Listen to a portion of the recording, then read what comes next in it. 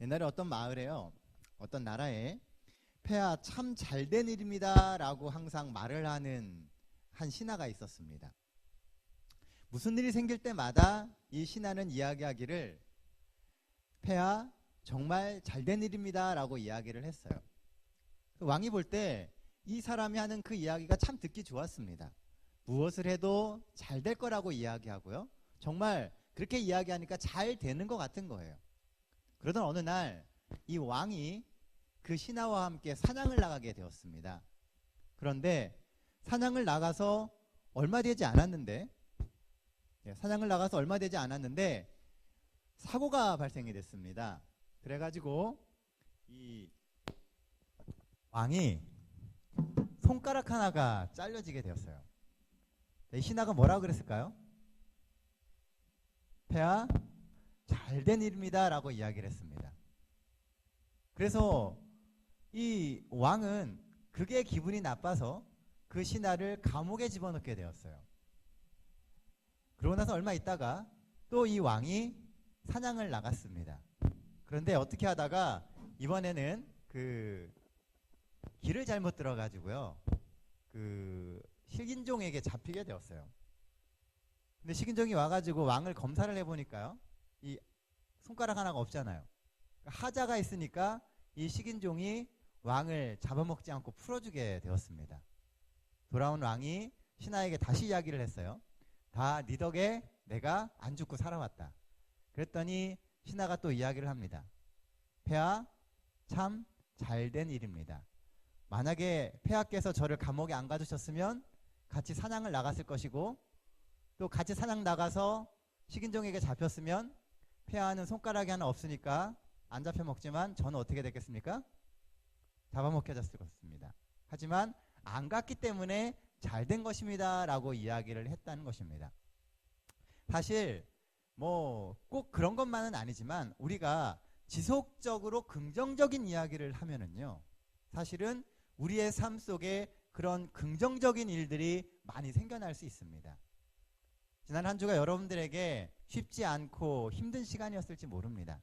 하지만 긍정적으로 생각하고 하나님이 다 잘해주실 것이고 하나님이 다 채워주셔서 우리의 삶이 좋은 방향으로 살아가게 될 것이다 라고 믿으신다면 아마 여러분들의 삶 속에 그런 일들이 현실이 되게 될 것이고, 또 하나님이 주시는 그런 축복들이 임하는 이 안식일이 되게 될 것입니다. 특별히 이 안식일이 그런 희망을 가지고 하나님 앞에 구할 수 있는 그런 안식일 되게 되시기를 간절히 바랍니다. 자, 오늘 함께 나눌 말씀은 사도행전 19장 8절로 10절에 있는 말씀입니다. 우리가 금요일 저녁에 사도행전 계속 보고 있죠. 오늘은 사도행전 19장 8절로 10절에 있는 말씀을 가지고 같이 은혜를 나누기를 원합니다. 신약성경 사도행전 19장입니다. 찾으셨습니까? 19장 8절부터 10절입니다.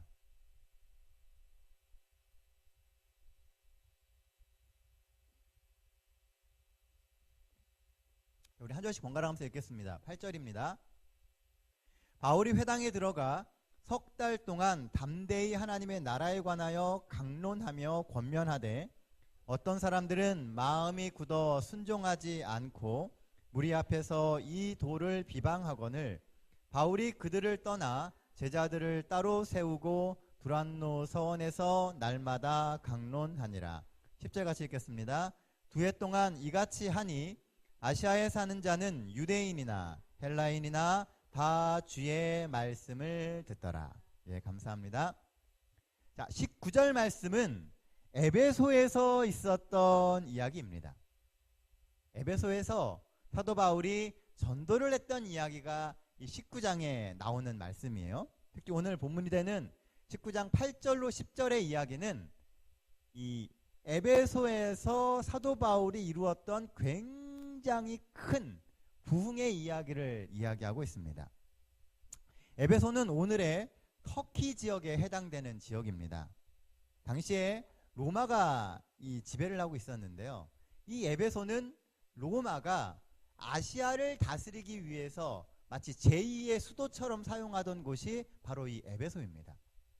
수많은 사람들이 이 에베소를 오갔었고요. 특별히 이 에베소는 해양 도시다 보니까 로마와 동양을 연결하는 교통의 요충지였고 정치, 종교, 문화, 무역의 중심지였습니다.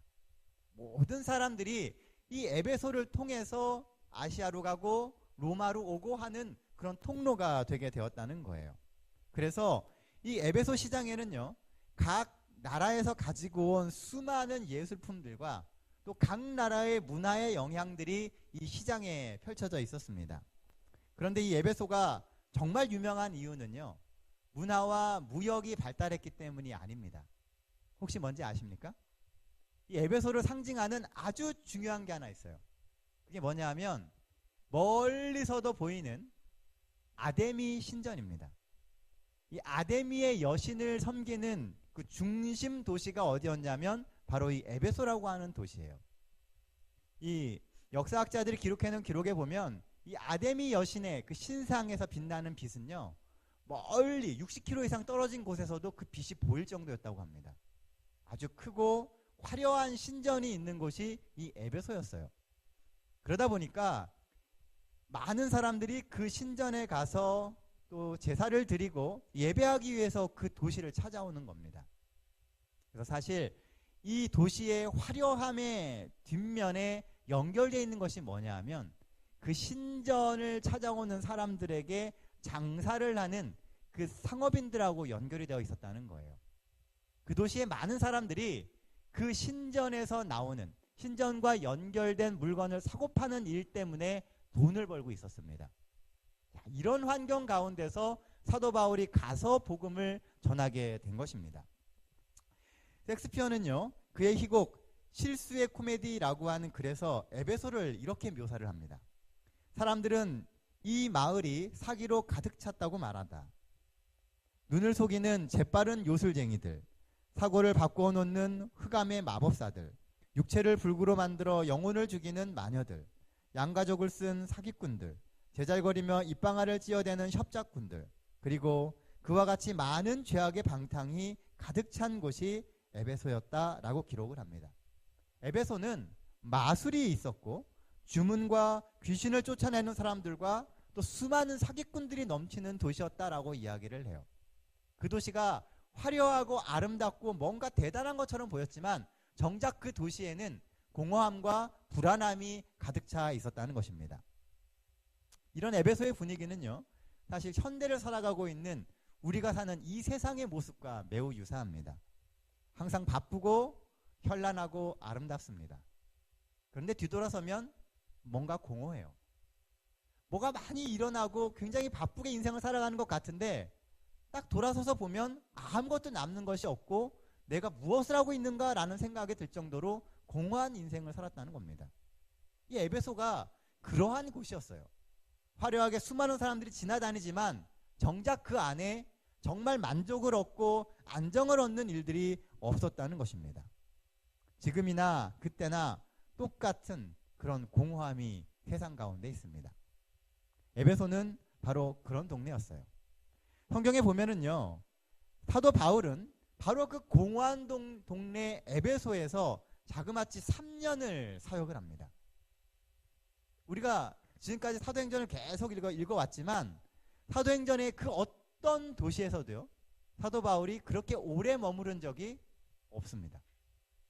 대부분 가면 아주 짧게 전도를 하고 지나갔는데 이상하게 이 에베소에서는 3년이라고 하는 시간을 머물렀다는 겁니다. 거기 머물면서 사도행전도 기록하고요. 그리고 우리가 잘 아는 고린도서도 거기서 기록하게 됩니다. 근데 고린도전서 16장 8절로 9절에 보면은요, 사도 바울이 거기 머무른 이유를 설명을 해요. 제가 읽어드리겠습니다. 고린도전서 16장 8절 9절이에요. 내가 오순절까지 에베소에 머물려 함은 내게 광대하고 유효한 문이 열렸으나 대적하는 자가 많음이니라. 자, 에베소에 왜 머물라 그런다고요? 그 에베소에 광대하게 해야 할 일들이 열리고 유효한 문들이 열렸으나 뭐 하는 사람들이 많기 때문에요? 대적하는 사람들이 많기 때문에 내가 여기 머문다라고 이야기를 하고 있다는 겁니다. 에베소는 우상과 죄악이 심각한 곳이어서요. 사도 바울은 그곳에서 많은 반대자들을 만났습니다. 그러나 사도 바울이 만났던 그 여러 가지 어려운 일들은 사도 바울로 하여금 도망가게 만들고 피하게 만드는 원인이 아니라 그곳에 머물며 하나님의 복음을 전해야 될 이유가 되게 되었다는 것입니다. 사도 바울을 반대하던 사람들은 오히려 사도 바울을 복음의 승리자로 만드는 도구가 되게 됩니다. 바울이 에베소에 오게 되므로 죄악과 공허만 가득하던 그 에베소에 성령의 역사의 기회가 생기게 되고요. 오늘 본문 뒤로 이어지는 이야기를 읽어보면 사도 바울이 머무는 그 곳곳에서 수많은 역사들이 일어나게 됩니다. 대부분의 사람들은요, 어려움을 겪게 되면 어떻게 이야기를 해요? 하나님이 나한테 그 길을 가지 말라고 하시는 것이다 라고 이야기하면서 돌아갑니다. 특별히 하나님의 복음을 들고 나가는데도 어려움이 생기면 뭐라고 이야기해요? 이 길은 아닌 것 같다고, 하나님이 우리를 막으시는 것 같다라고 이야기하며 돌아간다는 겁니다. 그런데 사도 바울은 그러지 않았다는 거예요. 힘들고 대적자가 많음에도 불구하고 사도 바울은 그곳에 머무르며 하나님의 말씀을 전하려고 그의 마음을 갖게 되었다는 거예요. 사도 바울이 그렇게 3년을 거기 머물면서 복음을 전한 결과 이 에베소부터 시작해서요, 여러분들 잘 아시는 그 요한계시록에 나오는 7교회가 다 여기서 시작되게 됩니다. 여기에 복음이 전해져 가지고 그 7교회가 만들어지게 돼요. 여러분들이 아는 그 수많은 7교회가 사실은 이 에베소로부터 출발되게 된 교회들이라는 것입니다. 혹 여러분들의 삶 속에 반대와 어려움이 있습니까? 여러분들이 살아왔던 삶의 환경과 가문과 전통이 복음을 받아들이고 살아가기에 어렵게 만듭니까? 기도하며 하나님이 주시는 그 말씀에 집중하십시오. 하나님이 오늘 나에게 그런 상황을 겪게 하고 그런 혼란을 겪게 하고 그런 말씀에 대해서 연구하게 만드는 이유가 무엇인지 기도하며 물어보게 되시기를 바랍니다. 하나님이 얼마나 놀라운 역사로 우리의 삶을 바꿔놓을지를 꿈꾸며 하나님이 열어주시는 새로운 세상을 꿈꾸고 기대하며 살아가게 되시기를 바랍니다. 오늘 우리가 하나님의 복음을 가지고 살아가고 있다라고 하는 것은요, 참으로 위대하고 감사하고 귀한 일입니다. 하나님이 우리의 인생의 길을 잘 인도해 오셔서 오늘 여기까지 머무르게 하신 것은 하나님의 큰 사랑의 증거라는 것입니다. 오늘 우리가 복음을 전하면 사람이 구원을 받고 사회가 변화되는 그런 놀라운 일들이 우리의 현실 가운데서 일어날 수 있습니다. 지금은 수많은 장벽들이 보이고 지금은 답이 없는 것처럼 보이지만 그 너머에 하나님이 준비해 놓으신 놀라운 역사와 약속들이 있다는 것을 잊지 않게 되시기를 간절히 바랍니다. 특별히 우리가 하나님의 복음을 위해 헌신할 때 하나님께서는 우리를 통하여 하나님의 계획들을 이루어 가실 겁니다. 세상의 그 화려함 가운데 묻혀져 있던 수많은 복음의 사람들을 하나님께서는 에베소에서 불러일으키셨습니다. 마찬가지로 현실의 삶 가운데서 정신없이 살아가며 바쁘고 공허해하는 우리의 삶 속에 하나님께서 복음의 사람으로, 하나님의 사람으로 우리를 세우시고 일깨우시는 역사가 오늘 우리 가운데 있게 되길 간절히 바랍니다. 이 시간 하나님의 복음이 우리의 땅끝까지 펼쳐지는 그 꿈을 꾸게 되시길 바랍니다. 지금은 온갖 어려움과 시련으로 막혀있는 우리의 삶이 하나님이 주시는 기회와 성령의 역사로 열리는 것을 꿈꾸게 되시기를 바랍니다. 눈앞의 어려움과 장애만 보지 마시고 말씀을 의지해서 삶의 변화를 위해 기도하게 되시는 우리 동백교회 모든 성도님 되시기를 간절히 바랍니다. 본문이 주는 두 번째 기별은요, 이 본문 가운데 나와 있는 좀 특별한 이야기입니다. 본문에 보면 사도 바울은 다른 곳에서의 전도와는 특별히 비교되는 몇 가지 일을 오늘 본문에서 합니다. 자, 우선 8절 말씀 한번 보도록 하겠습니다. 19장 8절 말씀입니다. 제가 읽겠습니다. 바울이 회당에 들어가 석 달 동안 담대히 하나님의 나라에 관하여 강론하며 권면하되. 자, 여기 뭐라 그래요? 어디에 들어갔다고요? 회당에 가서 얼마 동안? 석 달 동안 하나님의 나라에 관하여 강론하며 권면했다라고 이야기를 하고 있습니다. 우리는 전도하면 나가서 복음을 전하고 전도지를 전하는 것이 전도라고 생각해요.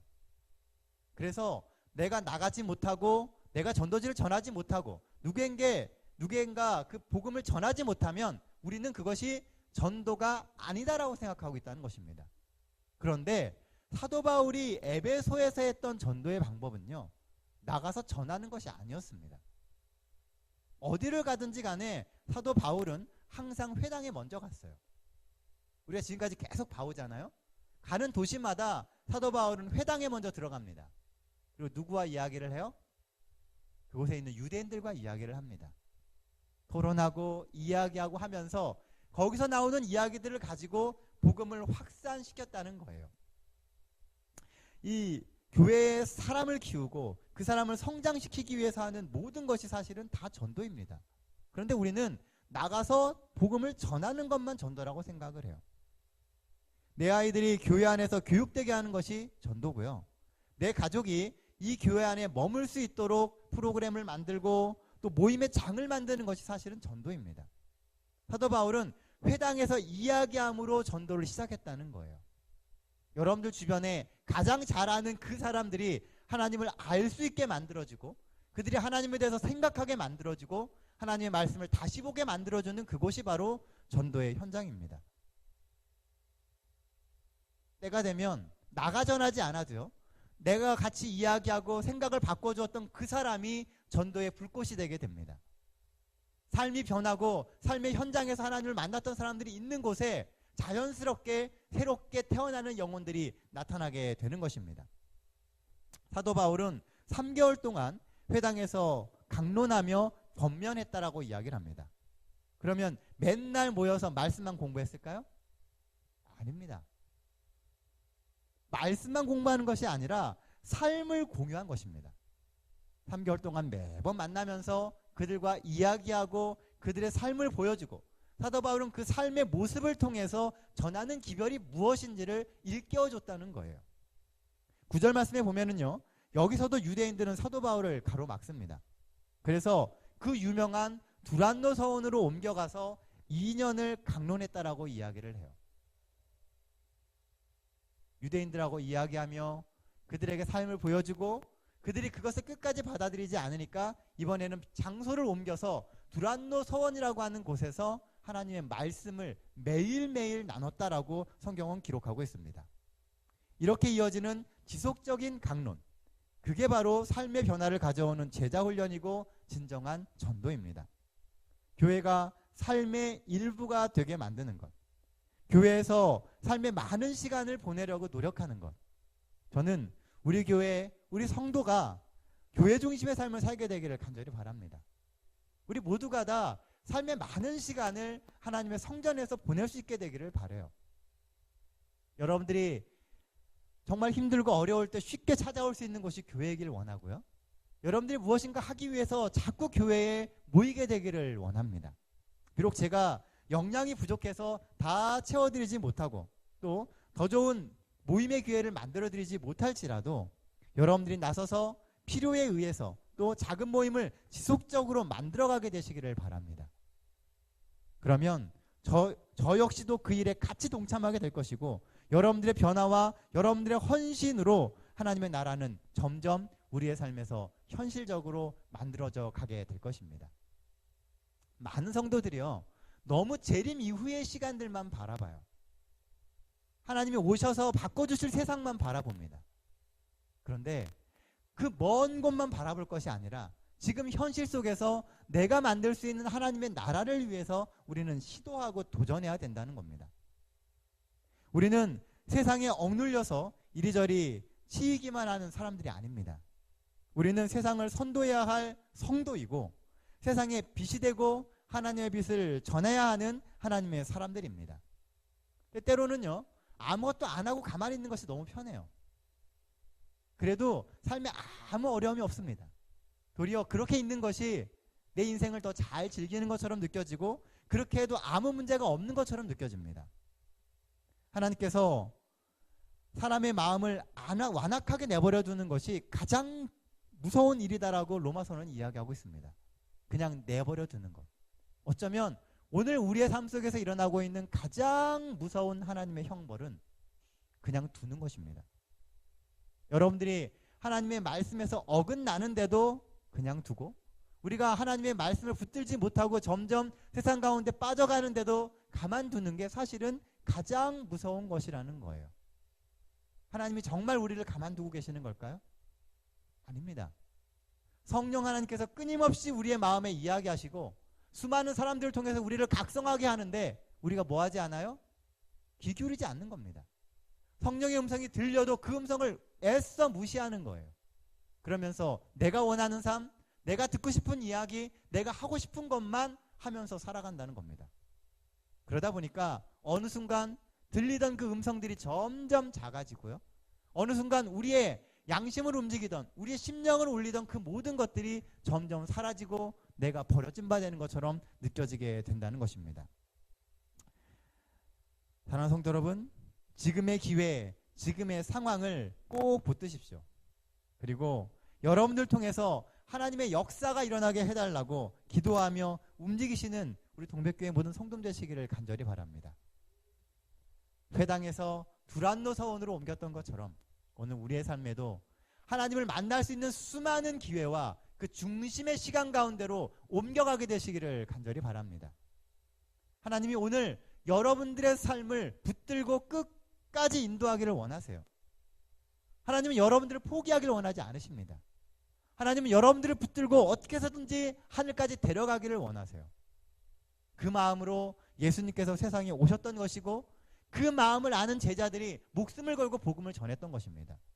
오늘 우리의 마음 가운데 있는 그 하나님의 사랑의 흔적들을 되찾으십시오. 그리고 하나님의 말씀을 붙들고 여러분들의 삶을 하나님의 성전에서 누리고 향유하게 되기를 간절히 바랍니다. 그래서 어느 곳에 있든지 간에 여러분들이 말씀의 사람이 되고 또 여러분들의 발걸음이 성전에 머물 수 있게 되기를 간절히 바랍니다. 본문에서 볼 수 있는 세 번째 이야기는요, 9절 후반부에서 10절에 나오는 말씀입니다. 제가 읽어드리겠습니다. 19장 9절입니다.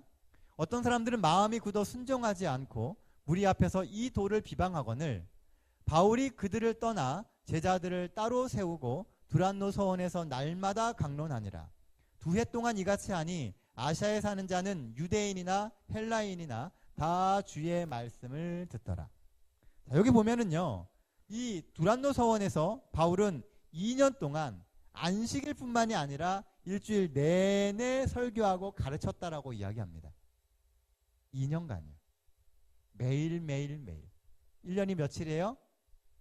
365일입니다. 2년이면 얼마큼이에요? 730일입니다. 매일매일 하나님의 말씀을 나누는 사람들이 두란노 서원을 찾았다는 거예요. 에베소 사람뿐만이 아니라 아시아에 살고 있는 모든 사람, 유대인뿐만이 아니라 누구도 왔다고요? 헬라인도 왔다고 이야기를 합니다. 복음은 누구에게나 열려 있어요. 근데 오늘 여기서 우리가 볼 수 있는 중요한 것 중에 하나가 뭐냐면요, 이것은 지속적인 말씀 학교의 위력이라고 하는 것입니다. 말씀을 계속 펼치고 공부를 하다 보면 그곳에 수많은 사람들이 다녀가게 되고요, 그렇게 다녀간 사람들이 복음을 확장시키는 일을 할 수 있게 되는 것입니다. 하나님을 믿는 성도에게는 지속적인 말씀 연구가 필요합니다. 당연히 바쁘죠. 시간이 없습니다. 우리가 하나님의 말씀을 붙들고선 살아갈 수 있는 시간이 없는 것처럼 보여져요. 그러나 그래도 하나님의 말씀을 붙들고 살아가야 합니다. 함께 말씀을 연구하는 분위기를 만들고 또 함께 말씀을 알아가는 분위기를 만들어갈 때 그곳을 통해서 복음의 확산이 일어날 수 있게 되는 것입니다. 이것이 바로 제자훈련이고 이것이 바로 성도가 그리스도인의 군사로 무장되어가는 과정입니다. 바쁘고 시간이 없습니다.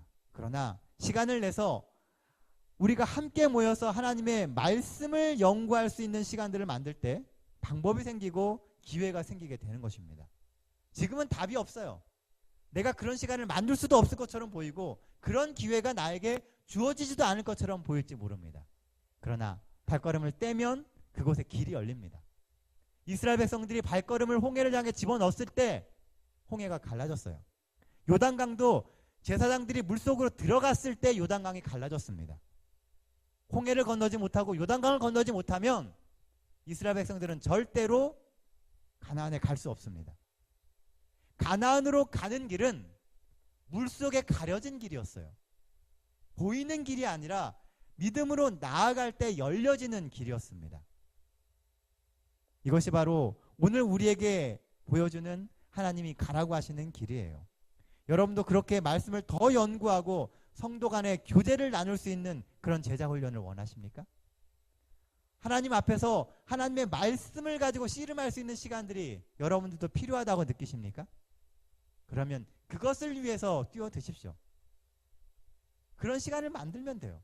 그런 모임을 만들면 됩니다. 그 일을 위해서 기도하고 1명, 2명, 3명 모여서 시작하는 그것이 곧 하나님의 나라를 앞당기는 초석이 될 수 있게 되는 것입니다. 원하고 필요하면 길은 열립니다. 여러분도 그렇게 말씀을 연구하고 말씀을 관심 갖고 살아가시는 성도들이 되게 되시기를 간절히 바랍니다. 제가 전적으로 돕겠습니다. 그래서 우리 동백교회가 이 땅에 복음의 산실이 되고 또한 이 땅에 복음을 전하는 훈련소가 되기를 간절히 바랍니다. 성경을 보면 사실 에베소는요 그렇게 만만한 도시가 아니었어요. 성경에 보면 에베소서라고 있죠. 사도 바울이 에베소 교회에 보낸 편지입니다. 그 에베소서에 보면은 이런 말씀이 나와요. 에베소서 6장 12절에 보면 우리의 씨름은 혈과 육을 상대하는 것이 아니요 통치자들과 권세자들과 이 어둠의 세상 주관자들과 하늘에 있는 악의 영들을 상대함이라 라고 써고 있습니다. 우리가 싸우는 이 싸움은 영적인 싸움이에요. 여러분들이 결심하고 영적으로 무장하지 않으면 반드시 넘어질 수밖에 없는 싸움입니다. 겉으로 보여지는 그 화려함과 바쁨 가운데 있는 영적인 싸움을 붙들지 않으면요, 무장하지 않으면 우리는 절대로 이길 수가 없습니다. 그래서 사도 바울은 에베소 사람들에게 뭐라고 얘기를 하냐면 전신갑주를 입어야 된다고 이야기를 해요. 싸우는 군인이 되어야 된다고 이야기를 합니다. 믿음으로 싸우기 위해서 믿음의 전신갑주를 입어야 된다라고 이야기를 해요. 성령이 임해야 되고 말씀의 검을 들어야 되고 의의 흉배를 해야만 합니다. 하나님의 의의 흉배를 가지고선 싸우지 않으면 우리는 죄악된 싸움에서 이길 수가 없는 것입니다. 우리는 영적인 싸움을 하라고 부르심을 입은 사람들이에요. 그러므로 영적으로 무장하는 일에 힘을 기울여야 합니다. 바쁘더라도 하나님의 말씀을 붙들고 영적으로 무장하기 위해서 힘쓰게 되시기를 바랍니다. 목사를 붙들고 늘어지든지 성도를 붙들고 늘어지든지 어떻게 해서든지 영적으로 발버둥 치는 삶을 살게 되시기를 바랍니다. 수동적으로 움직이지 말고 적극적으로 능동적으로 움직이십시오. 여러분들의 믿음 여러분들이 지켜야 됩니다. 여러분들이 살아야 여러분들의 가족이 살고 여러분들이 살아야 이 교회가 삽니다. 이 교회가 살아야 이 나라가 살 수 있어요. 그 첫 시작은 바로 나로부터 시작됩니다. 내가 살기 위해서 말씀을 붙들어야 되고 내가 살기 위해서 기도해야 되고 내가 살기 위해서 여러분들의 삶의 많은 부분에서 영적인 노력을 해야만 되는 것입니다. 사랑하는 성도 여러분, 하나님을 붙들고 씨름하면서 삶에서 영적인 승리를 이루기 위해서 여러분들이 더 많이 꿈꾸고 그 꿈을 현실로 만들어가게 되시기를 간절히 바랍니다. 다시 한번 아까 읽었던 고린도전서의 말씀을 읽어드리겠습니다. 내가 오순절까지 에베소에 머물러 함은 내게 광대하고 유효한 문이 열렸으나 대적하는 자가 많음이라. 우리 앞에 대적하는 자가 많지만 그 이면에는 그 대적하는 자들에게 전해줘야 할 복음의 문이 더 많이 열려 있다는 것입니다. 여러분들을 반대하고 여러분들에게 신앙의 길을 막는 수많은 사람들이 주변에 있고 그 환경이 있다면 아직 우리가 복음을 전해야 할 많은 사람들이 우리에게 있음을 의미하는 것입니다. 사랑하는 성도 여러분, 피하지 마십시오. 복음은 피하는 게 아닙니다. 복음은 들은 대로 실천하는 거예요. 오늘 이 지역에 하나님의 복음이 힘있게 전해지기를 원하십니까? 그러면 우리가 바울과 같은 마음을 가져야 됩니다. 바울처럼 그런 마음을 가지고 하나님 앞에 서게 되시기를 바랍니다. 어떠한 어려움이 있어도 우리는 복음 전파의 사명을 포기하지 말아야 됩니다. 내가 그 복음 가운데서 살아가기 위한 삶을 포기해서는 안 됩니다. 우리가 복음에 대하여 이처럼 뜨거운 열정을 가지고 감당하고자 할 때 하나님 주시는 그 말씀이 우리의 삶에서 현실이 되고 그 현실이 인생을 바꾸는 역사를 이루게 될 것입니다. 그 말씀이 능력이 됩니다. 말씀이 살아서 정말 우리의 혼과 영을 쪼개는 경험을 우리가 할 수 있습니다. 마지막 때가 되면 될수록 성령의 역사는 더 강력해질 겁니다. 지금은 우리가 연약해서 이리저리 치이는 것처럼 보이지만 성령이 임하시면 우리가 이길 수 있습니다. 우리가 지금은 죄의 유혹을 못 이겨서 자꾸 넘어지지만 마지막 때가 되면 우리는 하나님이 주시는 그 힘을 가지고 세상을 이길 수 있는 역사를 갖게 될 것입니다. 사랑하는 성도 여러분, 마지막 때입니다. 하나님의 복음이 정말 필요한 때입니다. 하나님의 사람을 이 세상은 원하고 있습니다. 복음의 사람이 되십시오.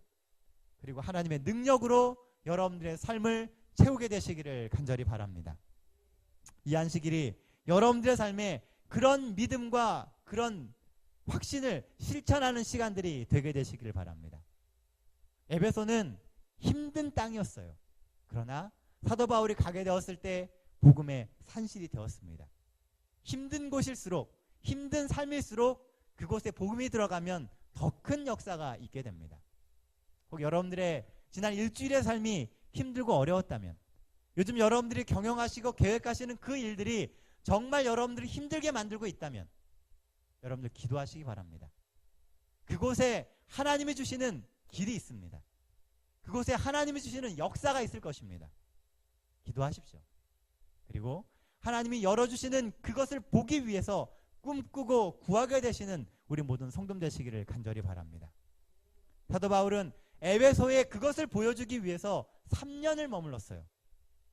매일매일 말씀을 나누고 사람들을 만나고 그 사람들에게 하나님의 말씀이 들어갈 수 있도록 함께 기도해주고 떡을 떼는 일을 계속했습니다. 그렇게 됐을 때 시간이 지나니까 그 에베소 땅에서 복음이 피어나기 시작했고 그 에베소가 복음의 산실이 되게 된 것입니다. 저는 이 동백교회가, 이 동백땅이 그런 복음의 산실이 되게 되기를 간절히 바랍니다. 비록 우리는 연약하지만, 아직은 연약하고 힘이 없고 작지만 우리가 하나님 앞에 헌신하고 하나님 앞에 우리의 삶을 드림으로 우리로부터 시작돼서 온 세계가 하나님의 말씀으로 가득 차게 되기를 간절히 바랍니다. 여러분들의 기도와 여러분들의 헌신이 그것을 만들 수 있습니다. 사도 바울 한 사람의 헌신이 한 지역을 바꿨고요. 그 한 사람의 헌신이 세계를 바꿔서 오늘 복음이 우리의 손에까지 오게 만들었습니다. 전혀 복음이 들어올 수 없는 땅, 전혀 예수를 모르고 죽을 수밖에 없었던 이 땅에 하나님의 복음이 들어오게 된 것은 사도 바울처럼 열정을 가졌던 그 한 사람 때문이었습니다. 오늘 여러분들이 그 열정을 갖고 그 마음을 가지고 하나님 앞에 선다면 하나님께서 우리를 통해서 전혀 복음이 없는 그 땅에 하나님의 복음이 불타게 만들고 그곳에서 꽃이 피게 만들고 수많은 열매가 세상을 채우게 만들어 주실 것입니다. 여러분들은 그런 씨앗입니다. 하나님이 복음을 넣어서 심어주신 씨앗이에요. 여러분들의 가정에 심어주시고 여러분들의 지역에 심어주신 이유는 그곳에서 싹트고 발아하고 자라서 열매 맺으라고 하는 것입니다. 포도나무 비유에 보면은요, 제일 중요한 것은 꽃이 아니라 열매입니다. 사람들은 화려한 꽃을 바라봐요. 꽃이 펴야지 좋다고 이야기합니다. 그런데 하나님이 보실 때 제일 중요한 것은 아름다운 꽃이 아니라 사실은 열매입니다. 그 가지가 어떤 꽃을 피웠느냐, 어떤 모양을 가졌느냐는 하나도 안 중요합니다. 중요한 것은 그 가지가 원가지인 예수님께 붙어서 어떤 열매를 맺어 가느냐예요. 그래서 그 나무의 가치가 그 열매에 있다라고 성경은 이야기합니다. 그 열매로 그 사람을 알아보는 겁니다. 오늘 우리가 좋은 열매를 맺기 위해서 끊임없이 하나님 앞에서 바로 서게 되시길 바랍니다. 여러분들이 열매를 맺기 위해서 하나님 앞으로 나아가게 되시기를 바랍니다. 우리는 열매를 맺어야 됩니다. 하나님이 우리를 통해서 그 열매를 맺을 수 있는 힘을 주고 계십니다. 열매를 맺으려면 공급받아야 돼요. 그 공급의 능력이 바로 오늘 성령의 능력으로 오는 것입니다. 성령을 구하십시오. 성령 하나님께 붙들릴 수 있도록 여러분들 기도하게 되시길 바랍니다. 하나님이 여러분들의 인생을 통해서 이루고자 하시는 그 놀라운 역사는 결국 오늘 우리가 누구의 손에 붙잡히냐입니다. 사도 바울이 그 놀라운 일을 이루었던 것은 사도 바울이 하나님께 붙들린 사람이 되었기 때문입니다. 성령의 감동감하심에 붙들린 사람이 되었기 때문이에요. 사실 고린도라고 하는 지역에 정말 복음을 전하고 그 고린도 지방을 살렸던 사람은 아볼로였습니다. 우리가 지난 시간에 이야기했죠? 아볼로의 문제점은 성령을 모르는 것이었어요. 하지만 그가 성령에 대해서 알게 되고 성령을 구하게 되었을 때 아볼로가 만났던 수많은 사람들이 하나님 앞에 돌아올 수 있었습니다. 수많은 사람들이 예수 그리스도가 우리의 구주이시고 예수 그리스도가 우리에게 필요한 구원의 유일한 대상이다라고 하는 것을 다 압니다. 그런데 성령을 구하지 않아요. 그 하나님이 우리 삶에 오셔서 내 삶을 바꿔달라고 이야기하지 않는다는 것입니다. 우리 앞에 있는 어려움과 환난은 너무 크게 보여요. 우리가 넘어야 할 짐이 너무 커 보입니다. 그 산을 어떻게 이겨나갈지 답이 안 나와요. 그러니까 포기하는 겁니다.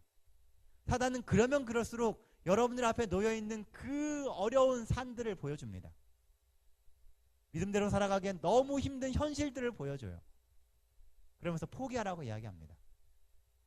세상엔 이렇게 좋고 화려한 게 많은데 이거나 누리고 살다가 인생 끝내라고 이야기를 해요. 자꾸 미래를 바라보고 믿음을 운운하고 신앙을 이야기하지 말라고 이야기합니다. 그것은 고리타분하고 옛날의 사고방식이라고 이야기를 해요. 하지만 그렇지 않습니다. 하나님을 마음에 모시고 살았던 모든 사람들은 어느 시대에나 하나님의 역사를 경험했고요. 그들이 있는 그곳에 복음이 피어났습니다. 그리고 그들은 하나님의 살아계심을 경험하며 살았습니다. 오늘 우리 동백교회를 찾으신 모든 성도님들의 삶 가운데 그런 역사가 있게 되길 바랍니다. 하나님의 살아계심을 체험할 수 있는 기회들이 더 많아지게 되길 바랍니다.